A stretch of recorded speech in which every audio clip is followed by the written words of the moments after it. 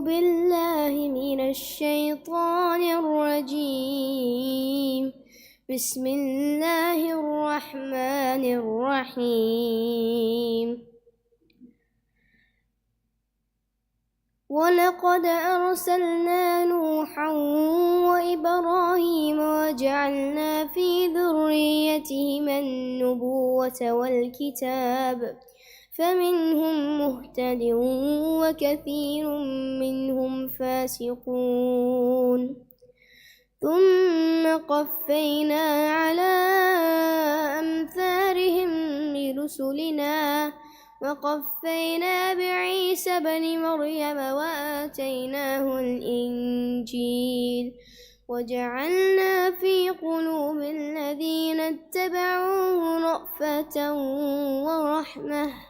ورهبانية ابتدعوها ما كتبناها إلا ابتغاء رضوان الله فما رعوها حق رعايتها فآتينا الذين آمنوا منهم أجرهم وكثير منهم فاسقون.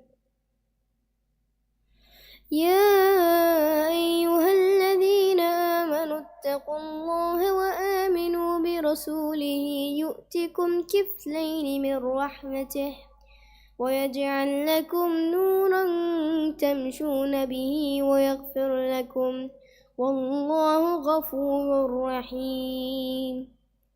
لئلا يعلم أهل الكتاب ألا يقدرون على شيء من فضل الله وأن الفضل بيد الله يؤتيه من يشاء والله ذو الفضل العظيم.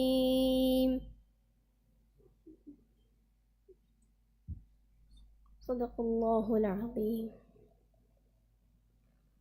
If y'all don't know his name, inshallah, Allah subhanahu wa ta'ala is going to elevate his recitation where you're going to be forced to know his name. What's your name, Adil? He's quick on his feet also, mashallah. Alhamdulillah, alhamdulillah, nahmaduhu wa nasta'inuhu wa nastaghfiruhu wa nu'minu bihi wa natawakkalu alayhi wa na'udhu billahi min shururi anfusina wa min sayyiati a'malina. Man yahdihillahu fala mudilla lahu ومن يضلله فلا هادي له وأشهد أن لا إله إلا الله وحده لا شريك له وأشهد أن محمدا عبده ورسوله. أما بعد فأعوذ بالله من الشيطان الرجيم. بسم الله الرحمن الرحيم. الحمد لله الذي أنزل على عبده الكتاب ولم يجعل له عوجا. صدق الله العظيم. My dear respected brothers, sisters in Islam, this is the last part in the four-part series that we've been doing. And I am going to have to be a little bit quick today because there are some major details that I want to discuss. So much so that I've actually made notes today so that I can follow along and make sure that I don't go off track, because there are so many lessons that we can learn from the story of Dhul Qarnayn. And it is so detailed. And then when you look at the hadith that are related to it, it also not only talks about the historical aspect that happened and the manner in which it happened with Dhul Qarnayn, it also addresses anything and everything that happened that was new or is going to happen in the future. And when I'm talking about what is going to happen in the future, I'm talking about the time of Dajjal. And when Rasulullah sallallahu alaihi wasallam is explaining this waqiyah, when he's explaining what is going to happen and he talks about the coming of Dajjal, he mentions 10 major signs which we will get to. And one of those major signs before the coming of Dajjal, or when the coming of Dajjal takes place, afterwards is going to be the emergence of Yajuj and Majuj. Now, contrary to popular belief, people think that Yajuj and Majuj are a different type of creation. No. According to the hadith and according to the Quran, the qawm of Yajuj and Majuj are actual humans. They are actual humans. But before we get into this, let's talk about Dhul Qarnayn. Dhul Qarnayn. Now, many people, they wonder, how did Dhul Qarnayn get his name? Also, there are some narrations that are taken from historical aspects where they say that Dhul Qarnayn was an actual person by the name of Alexander the Great. However, majority of the scholars, if not 99% of the scholars, have completely rejected this idea. Because what they say is Alexander the Great was a man who was a polytheist and he was a fire worshipper. And when you look at the words of Allah subhanahu wa ta'ala, when He talks about Dhul Qarnayn and when He's coming into these passages, where Allah Rabbul Izzah Rabbul Alameen, He says, وَيَسْأَلُونَكَ عَنْ ذِي الْقَرْنَيْنِ, that now tell them about Dhul Qarnayn, and Allah subhanahu wa ta'ala talks about him and Rasulullah talks about him in a manner in that he was a just ruler. And if you look at the kitabs of tafseer, you find that especially when you look at Al-Bahr Al-Muhit, Abu Hayyan rahmatullah alayh, his Bahr Al-Muhit and his tafsir, you will find where he said that Allah subhanahu wa ta'ala had given 4 rulers complete dominion over the earth in their time of rule. 2 of them were Muslim. They had accepted Islam. They were on Tawheed. And the other 2 were Kafirs. And the ones that were Kafirs was Nimrod. And the other one was Bakht Nasr, right? Nebuchadnezzar, right? That's what he was known in the Western language. And the 2 that were the believers that were given dominion over, one we know is Dhul Qarnayn because we're talking about him. Who's the second one? Sulaiman alayhi salam. So he's up there. Now, I'm not going to get into the discord, whether he was a prophet, was he not a prophet, what time he was in or what time frame he was in. However, the scholars of hadith, when we go further on and we look at some of the ayahs, the scholars of hadith say that he may have been placed in the time of Ibrahim alayhi salam. He may have been placed in the time of Ibrahim alayhi salam. But right now, that's not going to be our focus.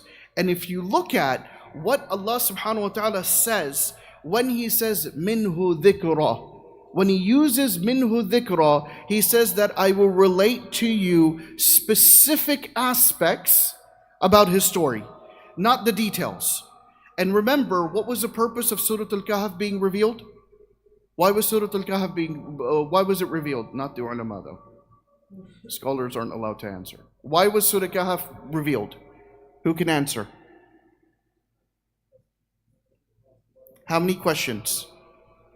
3 questions. There were 3 questions, and which group was the one that asked the questions? It was the Jews. It was the rabbis that had come, and it was because the people of Quraysh wanted to know, is he really the prophet? Because if he's really the prophet, then he will know about the 3 questions. We covered Al-Kahf, right? The second question was about Ar-Ruh, the spirit. And then, there's a discord and there's a conversation. Is that Jibreel alayhi salam, not Jibreel alayhi salam? Is that talking about Isa alayhi salam, or is it talking about the actual ruh, about the person or not? That's a different conversation. Then the third question was of Dhul Qarnayn. And within their kitabs, within the Torah and in the Injil, it is very detailed in terms of what they've had, but those books have been corrupted. So you have information that is not factually true. But then Allah subhanahu wa ta'ala, when He says that يَسْأَلُونَكَ عَنْ ذِي الْقَرْنَيْنِ, that we will narrate to them the story of Dhul Qarnayn. He doesn't say the full story. He says that just give them certain details so that they know that you know. And subhanallah, unfortunately, we as Muslims, we've gotten into a stage where we want to know the details. We want to know what land was he from, what was his full name, what lineage did he come from, what town did he come from, what language did he speak. The Yahud, when they were asking, the Jews, when they asked this question, and Rasulullah sallallahu alaihi wasallam answers it through the revelation that Allah subhanahu wa ta'ala gives, they become satisfied and they're like, okay, he knows. But Dhul Qarnayn was a just ruler. Now, how was his name derived? Some say that he had two long, curly, golden hair that were curly, that were locks that were going down from the sides. And they say that that's why he was known as Dhul Qarnayn. And then some say, oh, was he a Viking? And no, wrong era, right? Some say that it was because he had two markings from battle on both of the sides of his head. Some say it was because he had milkiya over the east and the west. Allah knows best, and that's all we're going to talk about with regard to his name and his origin, because that's not what's important. What's going to come is not what is important. For those of us that were attending the program in Qiyamul Layl, of the 7 that are going to be under the arsh of Allah subhanahu wa ta'ala, who was the first one?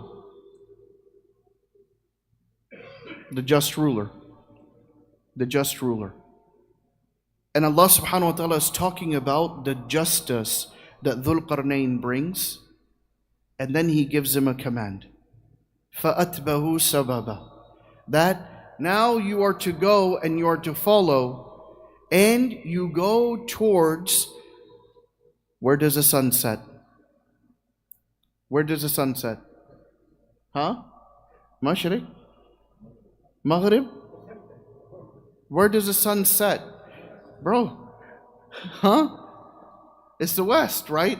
What time do we break our fast? Sun sets in the west. So that's the first place he is to go to. And when he gets to the west, he sees a people, and these people, some of them are engaged in haram, and some of them in belief, but very few in belief. But Allah subhanahu wa ta'ala gives him a direct command. He says to Dhul Qarnayn, if you want to destroy them, you have the choice. Or if you want guidance for them, you have the choice. Now subhanallah, this is where the discord comes. Was he a prophet or was he not a prophet? Because in order for you to be given that command, because Allah subhanahu wa ta'ala uses the word qul. He says, tell him, say, O Dhul Qarnayn, you have now a choice whether you are going to make it. So the ulama, they say, because that is utilized, that is only utilized for someone who is getting either direct revelation, or they're directly in contact with Allah through Jibreel alayhi salam. And then the third discord said, or there's wahi coming down and there's a prophet that's with him. And in a couple of the tafseers, again, I'm not going to go into the details, and that's why I've got to look at my notes and make sure I'm not going to go into the details. There are a couple of tafsir that say that the prophet that was with him was Khidr alayhi salam. Remember him from the previous story? They say that it was Khidr alayhi salam that was there with him, and he was guiding him with him. Allah wa Rasuluhu alam. Allah knows best, and His Rasul sallallahu alaihi wasallam knows best. But he gets a direct order, and he chooses, he says, oh Allah, I choose to give them guidance, and I choose to tell them about Tawheed. And those that accept, they will be given ease and comfort, and those that don't accept will face your wrath. Deals with the people of the West. Then he goes to the people of the East. Now look at this. When he gets to the people of the East, those people, the way Allah describes them, He says that they were so unlettered, like they were in a situation where they did not have any kind of homes, they didn't have any tents, nor did they have any clothing on them that was going to protect them from the sun. Subhanallah. And he goes to them, but it doesn't say what ultimatum he gives them. But the ulama, they deduce, the scholars of tafseer, they deduce that it was the same ultimatum that is given to them of the East, like it was given of the West. And it's for the flat earthers also. You know, there's a statement where they say that it states that he went to the furthest part of the West where there was inhabitants, and then where the sun set, and it's described that this was a muddy marsh with a little bit of light water that was sprinkled on the top of that marsh. And it was as if you could see the sun setting, because the sun was going down and it was reflecting on the marsh. So it looks like it's completely set and it falls on itself. But when he goes to the east, there is no description on how the sun rises. Subhanallah. Now he does what he needs to do on the east. Then he decides, or he is ordered, to now proceed forward. And he goes in a direction. And when you look at the tafseer, it says that he goes in the direction of the north. And when he gets to the north, he comes across a people who could not understand him. They couldn't understand his language. And when he goes to them and he starts to speak to them, or through a translator or through some kind of ishara or sign language, when he goes there, they go to him and they say, look, you seem like a just ruler. We need your assistance. There is a qawm, there is a people who are so greedy that they are trying to take over everything. And they come and they kill us and they pillage us. They come and they take our food and they destroy our food sources. They come and they take our water sources. God, that's sounding like someone. They take our water sources. And subhanallah, they are trying to completely kill us. And we need your assistance. So then, in the first aspect, a barrier is built, but of natural aspects, and they break through that barrier. And again, they start causing fitnah. So then, they say, we really beg you to help us. We will even pay you for you to build this wall or to build a barrier. Just do something for us. So Dhul Qarnayn, and subhanallah, in the Quran, and again, I'm not going to go through the ayahs because there's a lot to cover and there's not a lot of time. And everyone's looking at the clock saying, oh my God, but there's almost 50 minutes to go. That's how detailed the story is. In Surahkahf, Allah subhanahu wa ta'ala says that we had knowledge of everything that he was given. And Allah subhanahu wa ta'ala says that we had given him every single thing. Anything that he needed for his rulership, anything that he needed in order for him to carry out his rule of law, Allah subhanahu wa ta'ala had already blessed him. What do I mean by that? Any resources, any provisions, any equipment, any type of moving materials, anything that he needed, as well as ilm, as well as knowledge, as well as understanding, hikmah, and also guidance. He had everything. So when he gets to the people of the north and they're telling him that these people keep coming and pillaging, they are on one side of the mountain, and these two mountains are literally facing each other. They are facing each other. And Yajuj and Majuj, the qawm, which is a race, which is a people, they are on one side, and they would come around through the two areas, through between the two mountains, and then they would come and they would start to destroy all of the stuff, as well as killing anyone that stood in front of them, of the people that were on the right side. So now, Dhul Qarnayn, he says, I don't want anything. I don't want any money. Why? Because Allah subhanahu wa ta'ala has already blessed me with enough. He's already blessed me with enough. And those traits, I want everyone to go back and read Surah Yasin and the translation of Surah Yasin. When you get to a point where a man, where it says, وَجَاءَ مِنْ أَقْصَى الْمَدِينَةِ رَجُلٌ يَسْعَى قَالَ يَا قَوْمِ اتَّبِعُوا الْمُرْسَلِينَ اتَّبِعُوا مَنْ لَا يَسْأَلُكُمْ أَجْرًا وَهُمْ مُهْتَدُونَ. That believe these people because they're coming just to tell you about the oneness of Allah. They haven't asked you for a penny. They're not asking you for any benefit. And the reason why the people in that town knew that Dhul Qarnayn was a righteous, pious, just ruler was because when they had offered him that we will give you money to go ahead and build a wall or a barrier or do something for us, he says, no, by Allah I have enough, but I will do this for the sake of Allah subhanahu wa ta'ala. The only thing I want from you is for you to give me resources.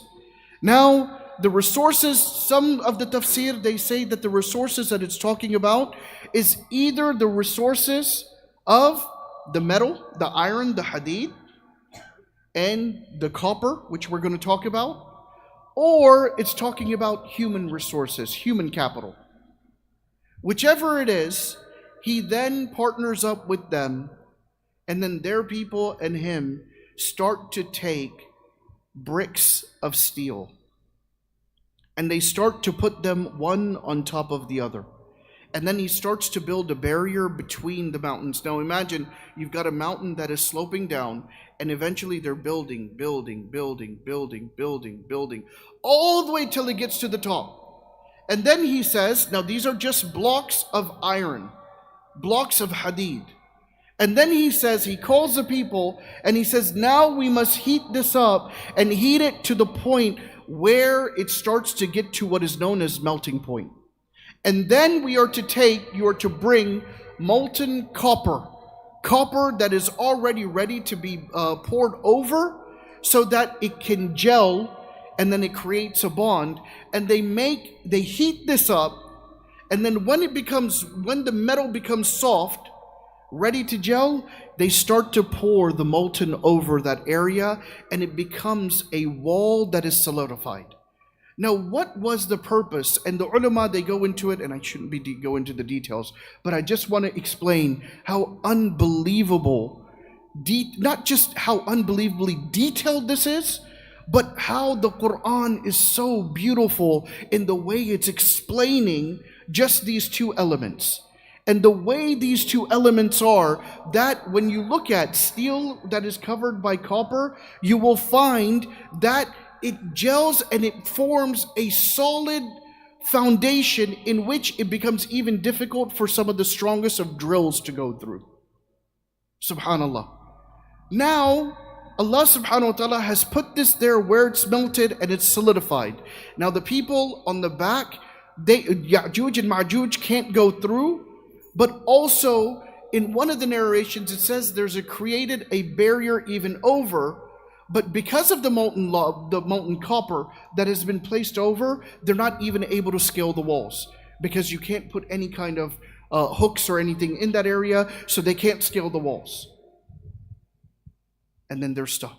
They're still. But look at what Dhul Qarnayn says when the people start to thank him. He says that this wall will last, that Allah has allowed me to build, it will last up until Allah wills for it to stay. Subhanallah. He's literally telling them this is not a permanent solution.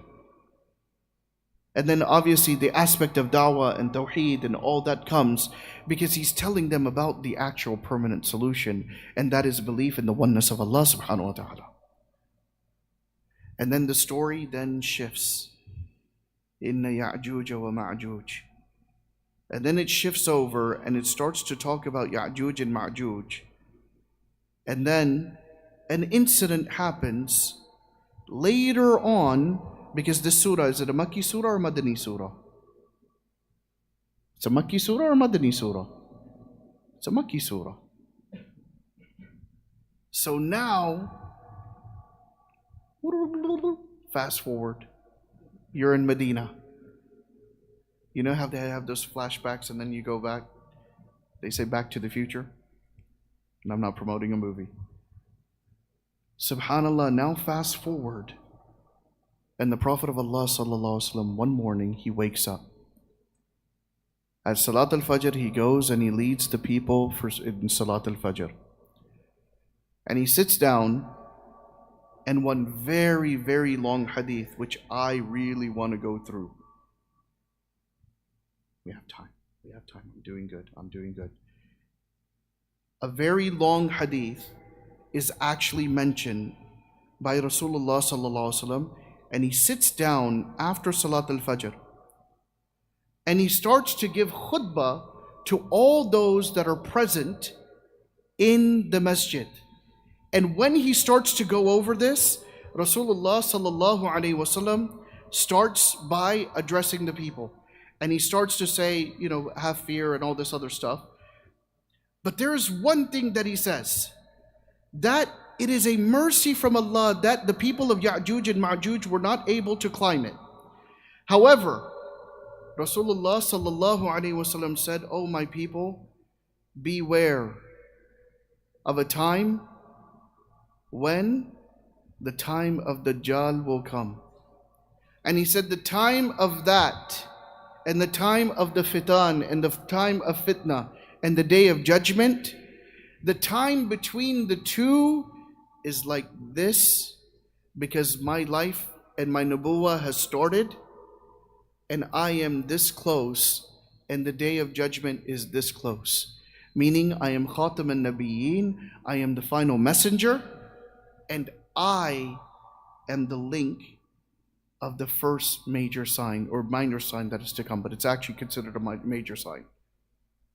And the Sahaba, they go and they sit back and they start to get worried. And when they start to get worried, Rasulullah sallallahu alaihi wasallam gives them in one narration 10 signs will appear. The first thing that he says that the first sign to appear will be the coming of Dajjal, the Antichrist. The second sign he talks about is he says that there's going to be a beast that is going to appear. And that beast will be walking around and it will be stamping people's head. Kafara, kafir. And then he said that the next thing that will come is going to be the coming of Isa alayhi salam. And then he said that when Isa alayhi salam comes, after that there's going to be the appearance of Yajuj and Majuj, who will wreak havoc on the earth. And they will be set free and they will wreak havoc on the earth. And then he said that then there will come a dukhan, a wind that is going to come, and it's going to, well, I'll tell you what it's going to do later on, right? But before we go into all of the other aspects, I want to focus on the hadith of Nawas radiallahu ta'ala. And Nawas radiallahu ta'ala focuses on two aspects. He focuses on the coming of Dajjal, and he focuses on when the people of Yajuj and Majuj will be dispersed. So Rasulullah sallallahu alaihi wasallam starts to go into the details of explaining of a Dajjal. And he says, and he describes him, that he will be of short stature, he will be ruddy in complexion, meaning a reddish type of complexion. He will have a round type of face. On one of his eyes, he will be blind, and it will seem as if there is a grape in his eye, on the eye that he's blind, and the other eye will be able to be seen. He will be eloquent in speech. He will also be blessed with heaven and hell. Ma'na, meaning that he will be blessed with being able to give where he can order the aspects of the world to be able to make a ground fertile or make it desolate. He will also be of where he will be completely, he'll call himself Ilah. And he will ask that, or he will force everyone to accept that he is Ilah, that he is the Lord. And if people don't accept, he will cause famine in those lands. And then they asked Rasulullah sallallahu alaihi wasallam. They said, "Oh Rasulullah sallallahu alaihi wasallam, during that time, how long will his reign last?" And the Prophet of Allah sallallahu alaihi wasallam said, "It will last 40 days." Subhanallah. Then the Prophet of Allah sallallahu alaihi wasallam said, "However, walakin, the first day will be as long as one whole year. The second day will be as long as a month. The third day will last as long as 1 week. And then the rest of the days will be normal, like normal days. So the Sahaba, they didn't say, oh, it's just 40 days. They didn't say, oh, it's 1 year? Okay. Look at what their fikr was. Look at what they asked the question on. The first question that they ask is, O Rasulullah sallallahu alaihi wasallam, if it's going to last 1 whole year, 1 day is going to last 1 whole year, does that mean that we will only pray 5 salah and that it's going to feel like a year? The Prophet of Allah sallallahu alaihi wasallam says, La, no. That 1 year is going to last as long as 1 year. And look at the concern that they have. And this is why one of the gates that you enter into is called Bab as-Salah. And this is why the one who's worried and attached to the masjid for salah to salah is going to be under the arsh of Allah subhanahu wa ta'ala. Because people like this, these sahabi, they ask that, O Rasulullah sallallahu alaihi wasallam, if we were to find ourselves in that time, how do we pray? And the Prophet of Allah sallallahu alaihi wasallam said, you will calculate the days or the time and you will pray your 5 salah in the calculated aspect. Now I'm going to break off into a little bit of a tangent. I'm sorry, I'm not supposed to be doing this according to the notes. But I really want to break off because something just came in my mind. You know, look at what is happening in this hadith. Now, the Prophet ﷺ is in Mecca and Medina. He does not travel outside of Mecca and Medina. He does not know that there's a place called Greenland or Antarctica, right? I mean, Allah wa Rasulullah alim. But the 6 months of days and 6 months of night, for those that are there, this is where you really say, Sadaqallah wa Sadaqa Rasul. And you understand that the Quran and the teachings of the Quran are going to last from the time of the Prophet ﷺ all the way up until Yawm al-Qiyamah. Why do I say this? Because here in this hadith, Rasulullah ﷺ is automatically telling us about how you should pray. And I remember one of my students, subhanallah, well known now around the world. But subhanallah, I remember he came to me and he goes, you know, outside of this hadith, he said to me, he said, you know, what should the people do when they've got 6 months of night and 6 months of days? How do they pray? I said, simple. They should calculate it. And then he said, oh, you know, the issue of where Isha doesn't come in the UK. In 3 months, there's a period of 3 months where the actual shafaq does not take place in the UK. It doesn't become completely dark. So how do you calculate that? And I said to them, I said, or how do you know when should be Isha and all this other stuff? And I said to him, I said, it's simple. The Prophet ﷺ has already said it. He's already told us. And he said, but it's not in the kitab of salah. It's not in those babs that talk about salah and the timing of salah. And I said, that's the problem. We keep wanting to look at a specific chapter, but we don't realize that there are teachings in other chapters that have relation to what is going to happen now. And that teaching comes with this hadith, where Rasulullah ﷺ said, you calculate the actual times. And that's exactly what they do in Greenland or in Antarctica or wherever it is that has 6 months of day and 6 months of night. And believe me, I've been to Denmark. I can't remember where we were. I think it was in Denmark. Not in Denmark. Oh, I can't remember where we went.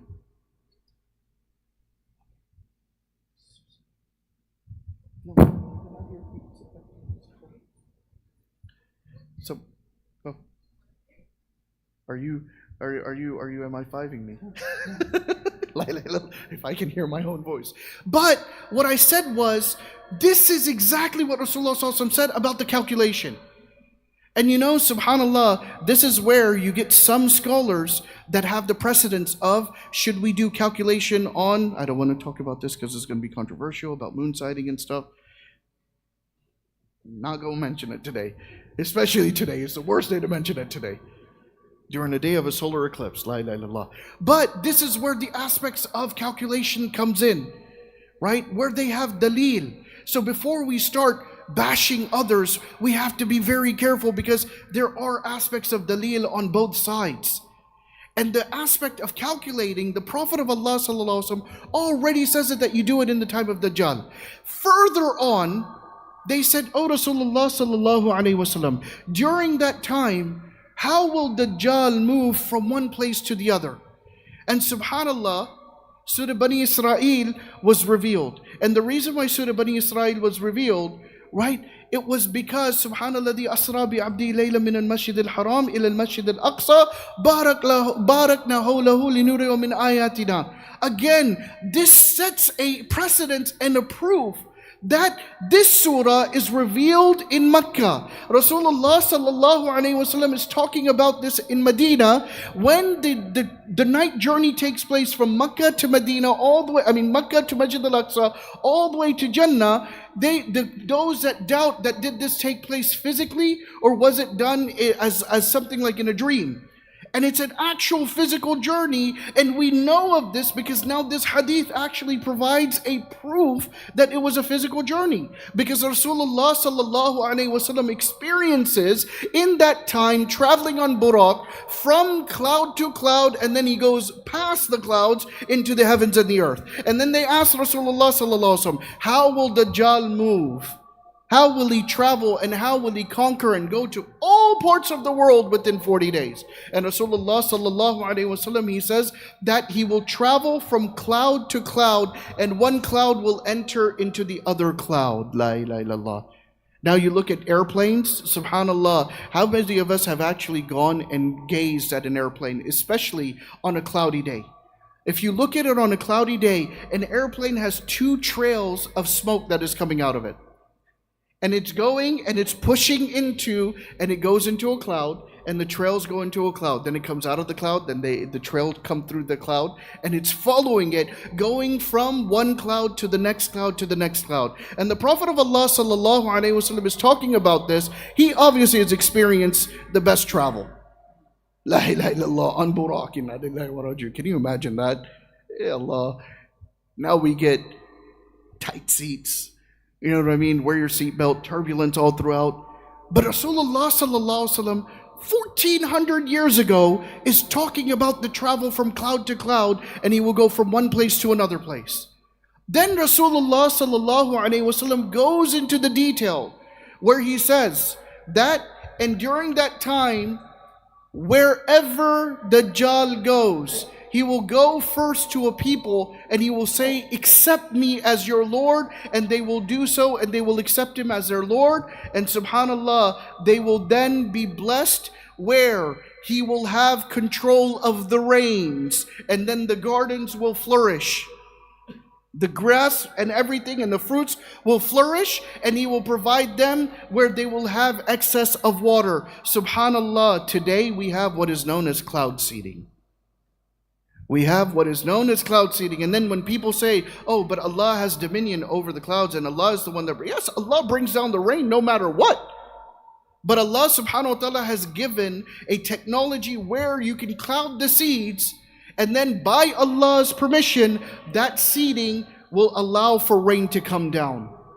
And then you have technology now where it allows for rapid growth takes place with the actual vegetation. We're already seeing these signs. And now Rasulullah sallallahu alaihi wasallam is talking about this 1400 years ago. And for me, when I see that and I read the details of this, there is no doubt in my mind that Islam is haqq, it's the truth, and what the Prophet ﷺ has said is nothing but the truth.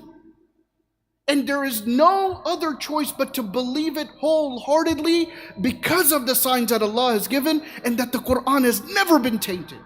So he talks about how he will be given milkiyah, he will be given dominion of the vegetations to come out. Then he will go to another land. And when he goes to another land, he will tell them that you need to believe that I am your Lord. And they will say no.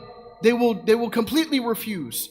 And subhanallah, not only will it become barren and heat will come down, rain will be stopped, and then all of the sudden, all the vegetation will die. But then there's another thing that he says inside of this, that Rasulullah sallallahu alaihi wasallam says, that is just mind-boggling, where he says that Dajjal will take whatever minerals and resources are on the ground. He will command those resources to come up from the ground. And then when he travels again to another land, leaving the people desolate, hungry, and thirsty, and completely poor and broke, he will have pillaged and stolen every mineral and resource in the land. What do we see happening in Africa? Ya Allah, I don't want to get into this. But what do we see in Africa? What do we see? Hey, we want Greenland. Hey, we want Canada. Subhanallah. Wake up, brothers. But subhanallah, he will take this, and then when he travels again from cloud to cloud, the minerals and all of the resources will follow him like honeybees following a flock. Zzz, they will just be going with him. He will be gathering all of the resources, up until he starts to take over all of the world. And then he will come to a valley. He will try to enter inside of Masjid Nabawi, but he will not be able to enter inside of Medina. But when he gets to the outskirts of Medina, and there's another hadith, again, I'm mixing a few hadith together because we don't have a lot of time. When he gets to the outskirts of Medina, he is going to come to a mountain, and that mountain will be flattened, and there will be a built pad where he can land. And subhanallah, he will overlook the mountain, and he will see a white palace, and he will say, whose white palace is that? And it will be informed that that is of Rasulullah sallallahu alaihi wasallam, and he will say that I cannot go any further, because he will see the malaikas that are just standing there waiting to chop his head off if he crosses further. But those of us that think that, hey, I'm just going to go run to Medina, and I'm going to live in Medina, and I'm going to be protected by Dajjal, even if you have the chance to do that, subhanallah, before the coming of Dajjal, go read the hadith about what is going to happen to Medina as well. There are going to be earthquakes that are going to come, and those earthquakes and also calamities that will come inside of Medina, they will be so severe that it's going to run the munafiqs, those hypocrites, outside of Medina. They will run away out of fear. And those that believe will remain in Medina. And when he gets there, he's going to find a person. And that person, his name will be Abdullah. And when he finds that person is going to go, and he's going to stand against Dajjal. And he's going to stand in front of him. And then he's going to say, the Prophet ﷺ told us about you, and he warned us about you. And Dajjal will say to all of the other people that are in the actual court, and he will say, what if I was to cut him apart and spread his half-cut body completely apart, and then I brought him back to life? Would you believe? Subhanallah. And then he proceeds to cut him directly in half.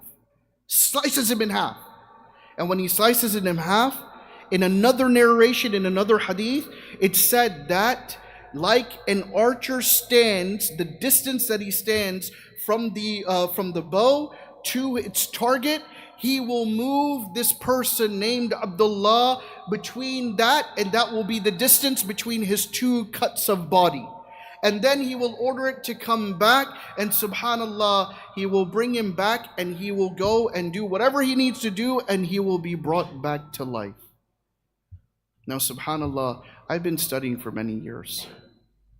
I'm in the medical field. I deal with medicine and all this other stuff. But you know, when something hits home to you, for example, my son went through the open heart surgery, for those of you that know.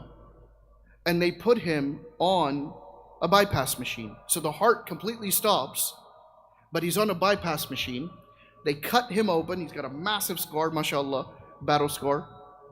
And subhanallah, open him up, take the heart and patch the heart up, Allahu Akbar, while he's on a bypass machine. And then you walk into the ICU, and alhamdulillah, he's breathing on his own.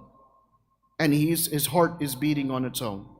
So if Allah subhanahu wa ta'ala is showing us this, there is no doubt in my mind that the physical aspect of the cutting of this Abdullah is going to take place. He gets brought back into one, and then he says, now do you believe? Dajjal says to him. And he says to him, he said, no, man. He doesn't say, no, man. He says to him, he said, no. He said, now you've just increased my iman because sadaqallah wa sadaqa rasul. Because what the Prophet sallallahu alaihi wasallam said is haqq, and I am that sign that you are going to do this. He gets angry and he says, I'm going to bring down adhab upon you. And then, subhanallah, he moves on. When he tries to harm this guy and he brings his army on, they can't harm him. And then, all of a sudden, you see, or word starts to come, that there is someone descending down. The same one who ascended up is descending down. And this man that is descending down, he's riding the wings of the malaikas. His right arm is resting on one of the tips of the feather, and then the wing, and then the left arm is on the other wing. Allahu Akbar. And as he's coming down, the way Rasulullah sallallahu alaihi wasallam describes him, he's coming down, and then when someone looks at him and Isa alayhi salam looks down, it seems as if white pearls are dripping off of his head. That beautiful. And then when he looks up, it seems as if silver droplets are falling down from his head. His garment is shining, and his breath is so beautiful that for the Muslims, it is something that gives comfort, and for the kafirs, when they smell his breath, they die. Subhanallah, he comes down in a place known as Ad-Dimishq in East Damascus, Syria. That's why Syria is such an important aspect, and what is going on right now, pay attention to what's going on. Isa alayhi salam comes down, and we know the hadith. I'm not going to get into the hadith where he goes into the masjid. He's asked to lead because the people recognize him. He's asked to lead, and he says, La, I have come to follow the deen of Muhammad al-Mustafa sallallahu alayhi wasallam. He prays salah, and then a group that is blessed travel with him. Dajjal is traveling also, and they meet at Bab al-Lud. This Bab al-Lud is still around, and in the hadith, 1400 years ago, there was no such thing as a Palestine. 1400 years ago, Rasulullah Sallallahu Alaihi Wasallam talks about Bab al-Lud, which is on the eastern side of Masjid al-Aqsa, Bayt al-Maqdis, in Palestine. And when they go there, remember, the breath of Isa alayhi salam is killing off the kuffar, those that are wretched. When they go there, as he's approaching him, Dajjal literally starts to melt, and then he is killed. And when Dajjal is going to die, after he dies, then the Muslims, the Ummah, those that are on Tawheed, all the crosses fall. All the pigs, you know when they say a day when the pigs will die? All the pigs die, right?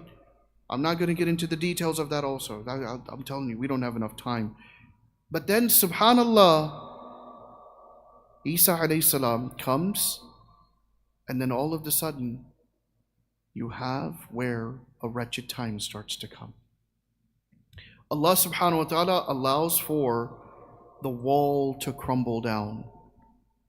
And then the people of Yajuj and Majuj are about to come, and Allah informs Isa alayhi salam, and he says, take the people, the believers, and take them to the mountain of Tur.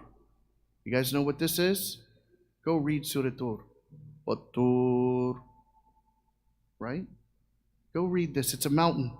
And he says, take the believers and go into that mountain, because the people of Yajuj and Majuj, I have created them that no human hands will be able to defeat them in fight, in war. And they are coming and they're going to be wretched. So take them into the mountain of Tur.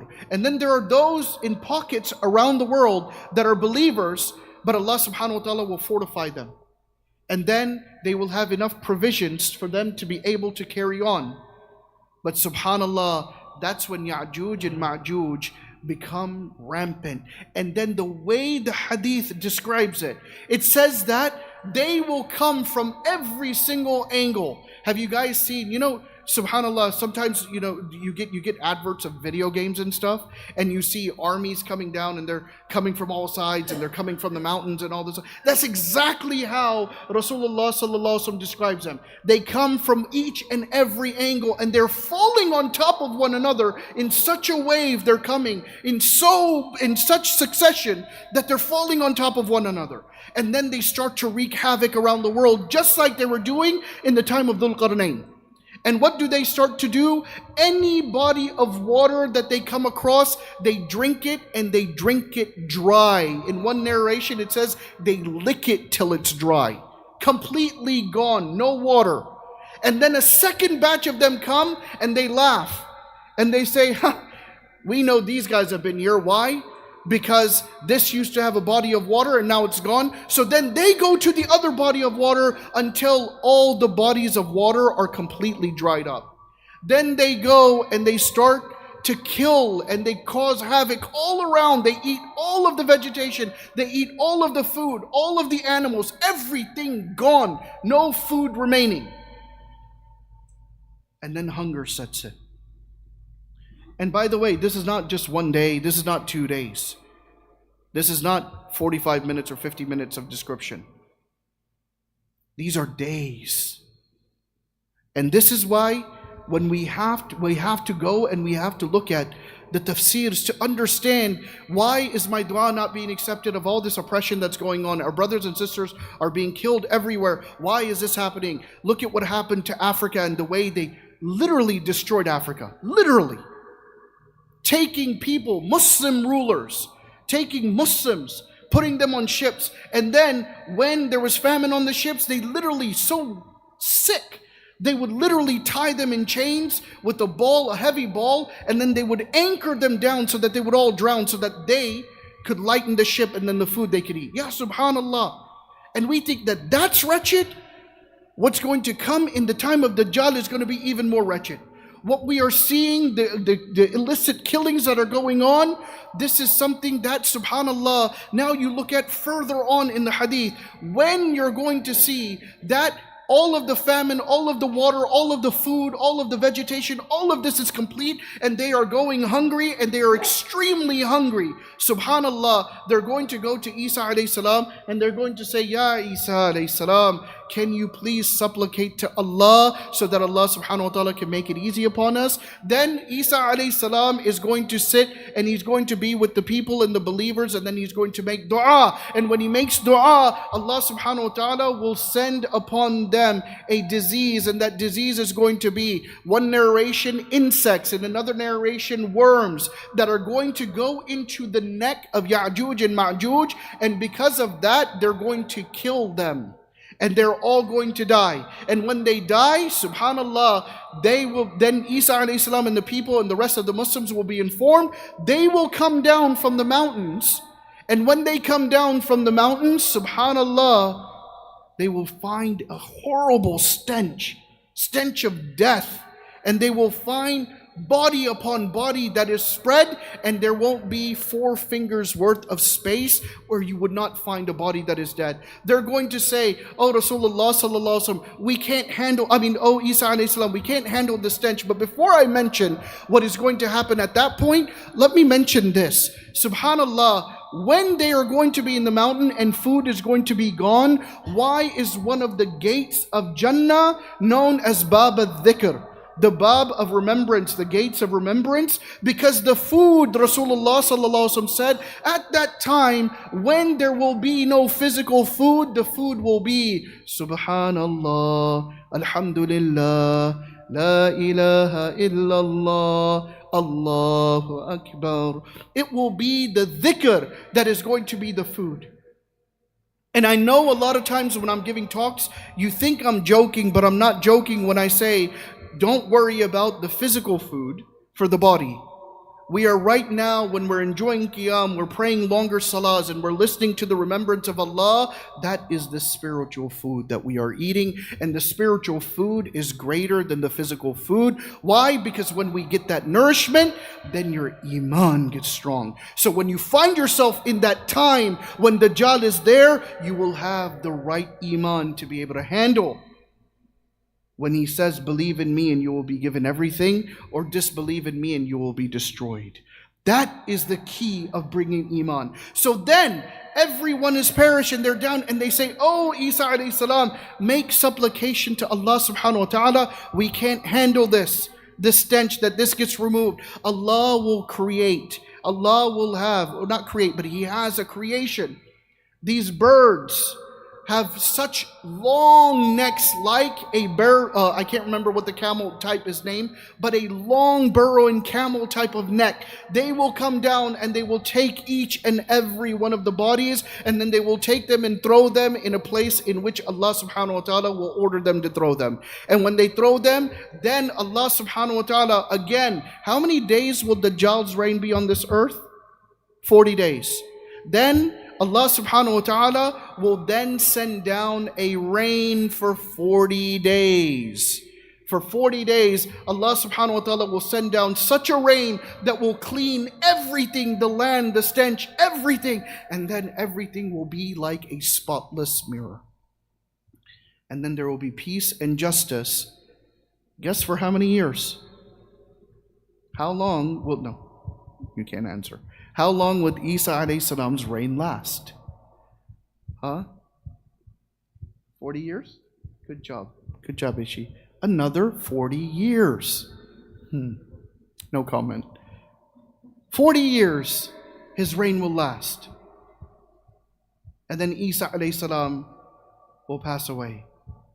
And Allah subhanahu wa ta'ala, oh man, because I want to keep time for making dua also, because we always push it all the way to the last second.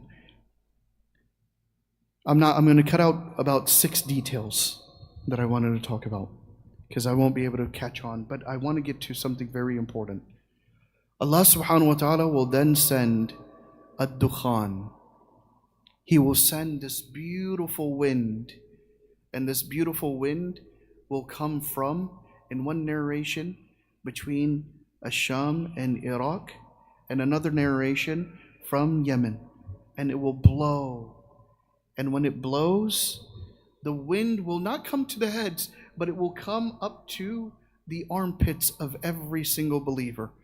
And when it comes to the armpits of every single believer, Jazakallah khair. When it comes to the armpits of every single believer will then pass away. And then Rasulullah sallallahu alaihi wasallam said that the only ones that will be remaining are going to be the ones that are wretched. They will be involved in zina. They will be involved in all kinds of haram. And then in another hadith, Rasulullah sallallahu alaihi wasallam, and by the way, I have combined, in order to make it a straight story, I've combined about 9 or 10 hadiths together. But in another hadith, Rasulullah sallallahu alaihi wasallam is sitting, and he's looking at the Kaaba. And he says to his companions, he says, I see the 2 long-legged one, Dhul Qarnayn. He will travel from Africa, he will be long-legged. He will travel all the way from Africa. But he doesn't describe the details of where he's going to be from. And he will come, and I see him picking the Kaaba brick by brick and picking it apart.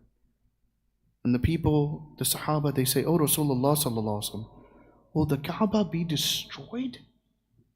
And he said, yes. And they said, how can the Kaaba be destroyed?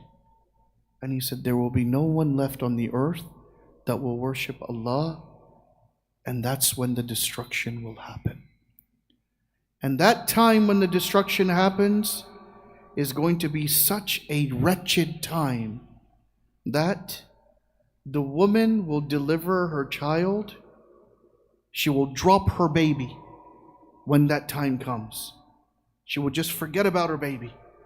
When that time comes, the hair for a young person will literally go white in an instant. It'll be that wretched. Now, I'm going to stop it here because I don't want to get into further details. But I want to mention, and I want us to take a couple of points from this. There was one detail that I missed out. When Isa alayhi salam gets to Bab al-Lud, right, and Dajjal is dead, and then they come back down from Jabal al-Tur. When he gets to the people in that area where Dajjal's reign was, where they were and everything, he will go to the people and he will rub their faces like this. You know how when a child, Ishi, come here? I'm going to use you as an example. You know a child, when they're upset, Isa alayhi salam will come and he'll say, don't worry, it's okay. Because of the difficulties that they will have gone through. And you know, it reminded me of a hadith of the Prophet ﷺ, where Rasulullah ﷺ said that the one who takes care of an orphan, his Jannah and my Jannah will be like this. And there's another hadith where Rasulullah ﷺ, he said that the one who goes and places his hand on the head of an orphan and he strokes it with love will be him coming close to me and Allah. Even though the hadith has some breaks.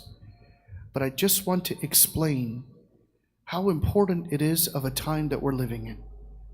And by the way, there's no guarantee that the time of Dajjal won't come in our time. The signs that we are seeing, and what I can't go through is the 70 different signs that come in.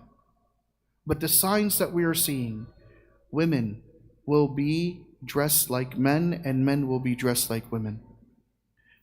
People will be dressed, they will be fully covered, but it will seem as if they have nothing on.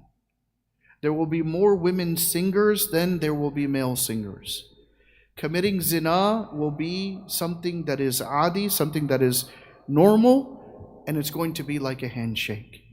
The drinking of alcohol will become excessive. And Rasulullah ﷺ talks about how his ummah, he says, my ummah, they will be afflicted with the fitan of wealth, alcohol, and women. And we see this in our ummah. We see the next aspect where Rasulullah ﷺ, he talks about how the liars will be looked at as the ones that are the truth sayers, and the ones telling the truth will be looked at as the liars. And everyone jokes about fake media and fake news and all this other stuff. And then now it's going into no one knows what to actually believe. Because you will get one politician saying one thing, you will have another politician saying another thing. Ya subhanallah, you don't know what to believe.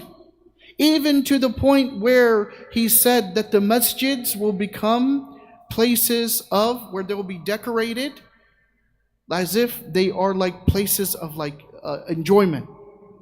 They will start to get decorated. The masjids will stop to be filled.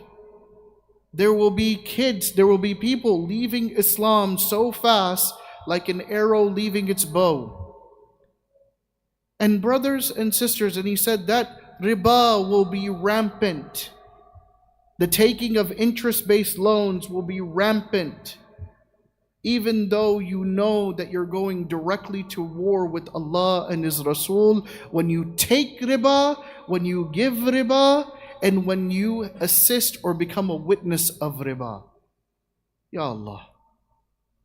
Ya Allah. You go to war with Allah. And if we look at all of our systems around the world, what is everything pegged to?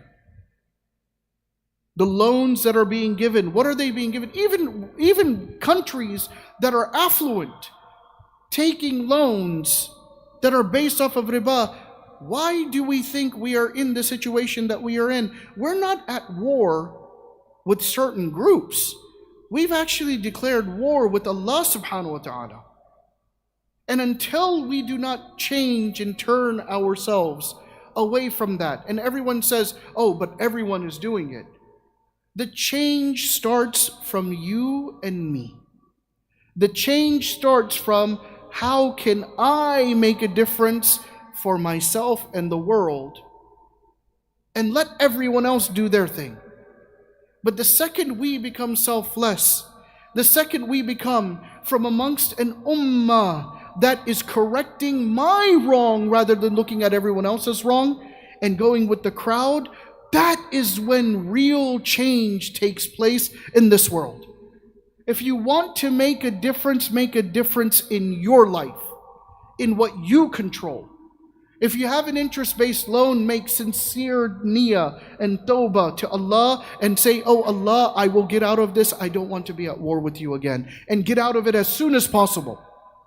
If you are engaged in a haram relationship, seek tawbah from Allah and break the relationship immediately, or go and make it halal and go do nikah. If you are engaged in lying when you're trying to sell something, stop that lying. If you're engaged in oppressing someone or being abusive towards someone, stop and seek forgiveness from them.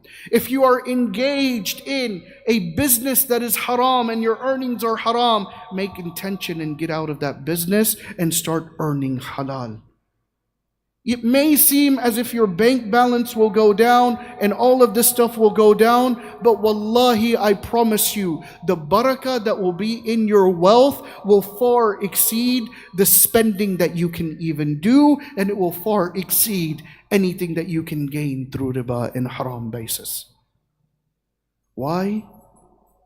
Because when you are with Allah, Allah is with you. I'm going to end it on this. I want everyone to go and read the hadith, and you can find it in the Arba'in al-Nawawi, or you can put it on the group, on the Green Bank group, where Rasulullah SAW says to Abdullah ibn Abbas radiyallahu ta'ala, Ya ghulam, inni u'allimuka bi kalimatin, ihfadillah yahfadka, ihfadillah tajidu tujahaka. That be mindful of Allah, and Allah will be mindful of you. Always seek from Allah, and Allah will take care of you. Read that hadith. It's a long hadith. And apply it to our lives. May Allah subhanahu wa ta'ala forgive us. May Allah subhanahu wa ta'ala bless each and every one of you that have attended, whether it was 1 session, 2, 3, or 4 sessions. Anyone that attends any of the masjids, may Allah bless them. For those that are in khidmah, may Allah elevate you to the highest of status, and may Allah subhanahu wa ta'ala bless you where you are going to be served in Jannah like you guys were serving us here, and not just in any Jannah. May Allah do it in Jannat al-Firdaus. May Allah accept our recitation of the Quran. May Allah accept our ibadah. May Allah subhanahu wa ta'ala accept all of our tilawah of Quran, our qiyam that we stood for. May Allah subhanahu wa ta'ala bring peace and harmony in this world. May Allah subhanahu wa ta'ala stop all the wars happening in this world. May Allah subhanahu wa ta'ala bring the truth inside of this world and allow for the falsehood to be gone. May Allah subhanahu wa ta'ala grant us all hidayah, forgive us of all of our sins that we may have committed in the past, present, and the future. And may Allah subhanahu wa ta'ala grant us all Jannat al-Firdaus along with our family, friends, and those that are our progeny to come after us, and those that have gone before us. Jazakallah khair. Assalamu alaikum wa rahmatullahi wa barakatuh.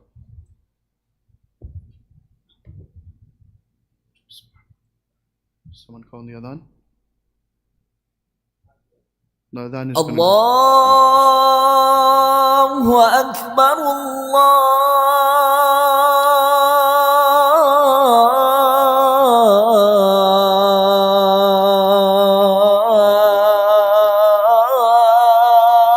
Allahu Akbar.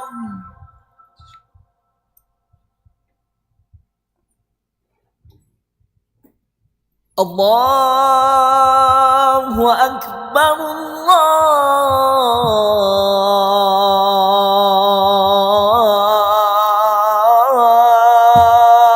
Allahu Akbar. أشهد أن لا إله إلا الله.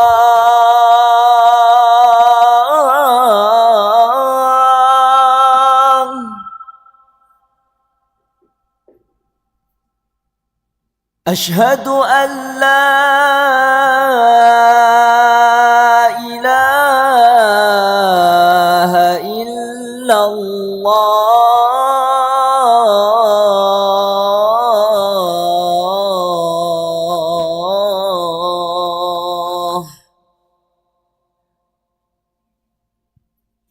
أشهد أن محمدًا رسول الله.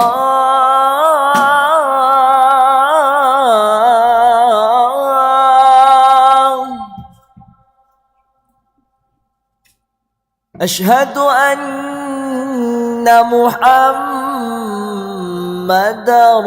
رسول الله.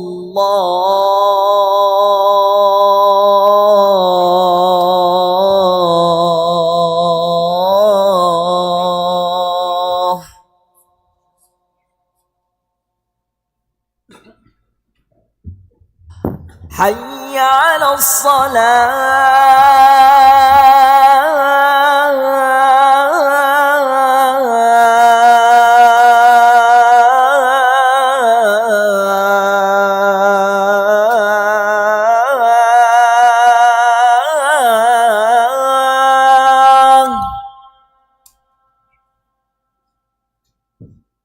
حي على الصلاة.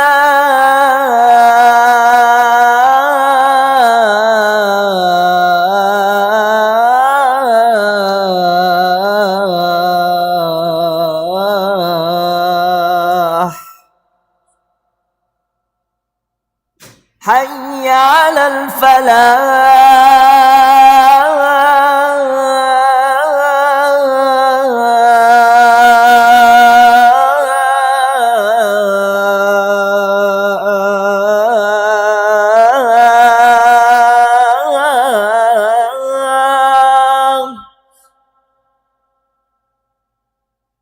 حي على الفلاح.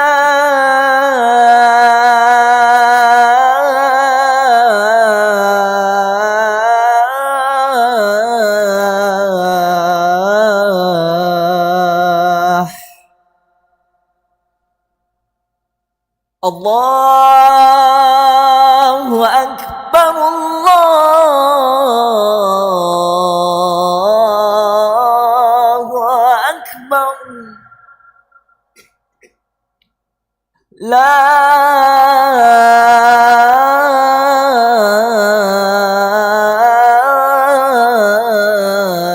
إله إلا الله.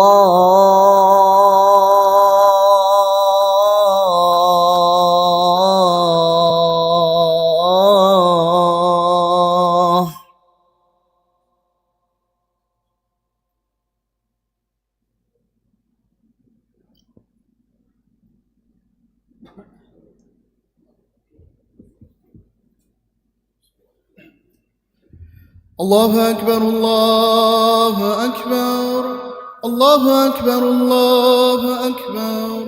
أشهد أن لا إله إلا الله أشهد أن لا إله إلا الله.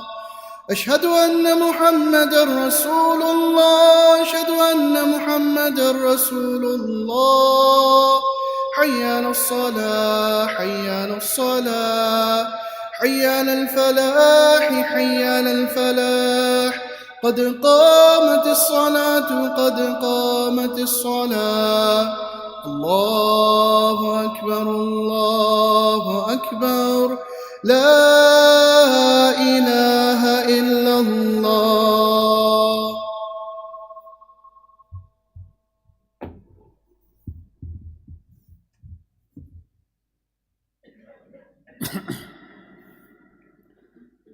الله أكبر.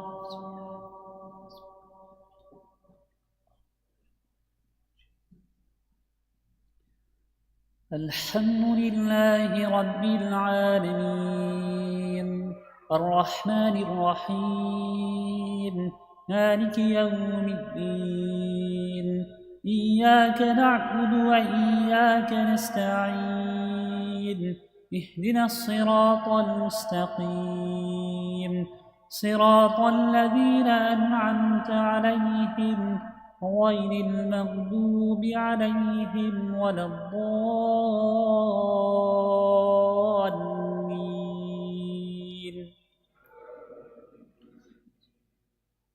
أرأيت الذي يكذب بالدين فذلك الذي يدع اليتيم ولا يحض على طعام المسكين فويل للمصلين الذين هم عن صلاتهم ساهون الذين هم يراءون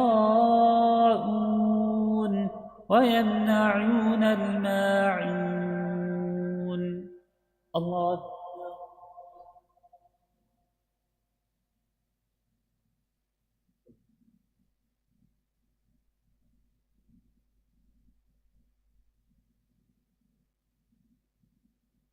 سمع الله لمن حمده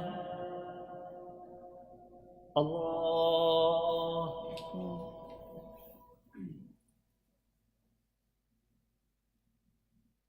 الله أكبر الله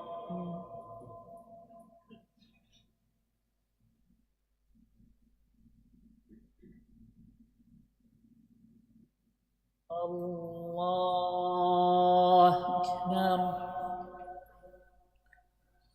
الحمد لله رب العالمين الرحمن الرحيم مالك يوم الدين إياك نعبد وإياك نستعين اهدنا الصراط المستقيم صراط الذين أنعمت عليهم غير المغضوب عليهم ولا الضالين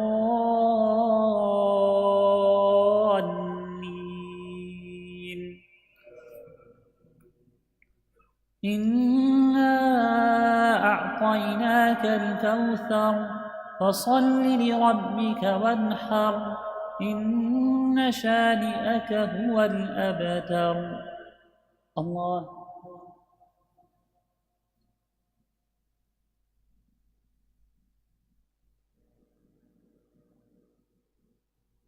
سمع الله لمن حمده الله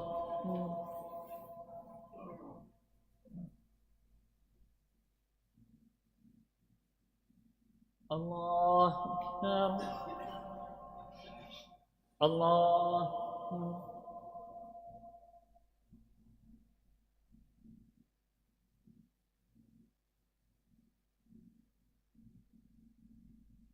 الله أكبر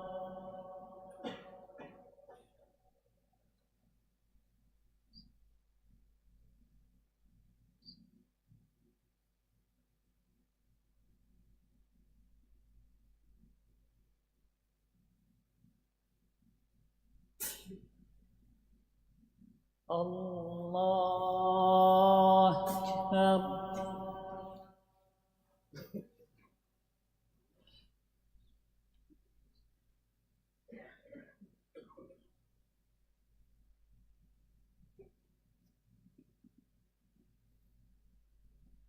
الله أكبر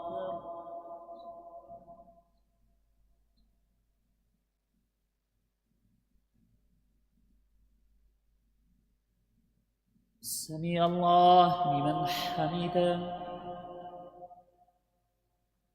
الله أكبر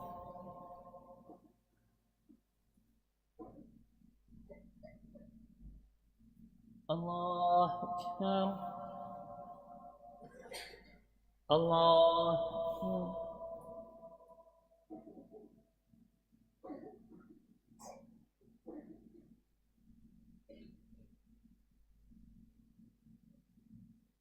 الله أكبر.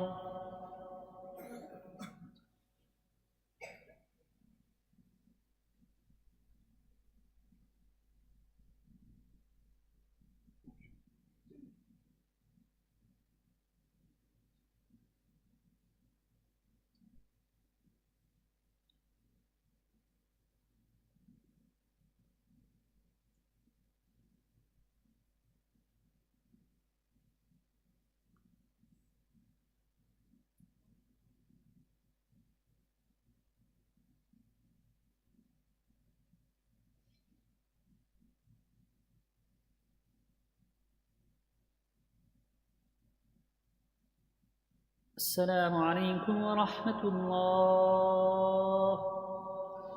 السلام عليكم ورحمة الله.